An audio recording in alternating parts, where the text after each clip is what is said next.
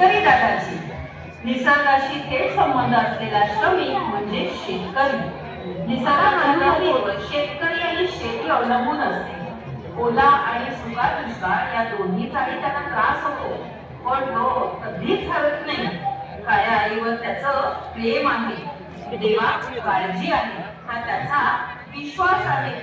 या बळावर नवीन आशा उराशी बाळगून पहाटेकडे बघणारा हा शेतकरी उत्साहाने कामाला लागतो। सादर करीत आहोत शेतकरी नृत्य।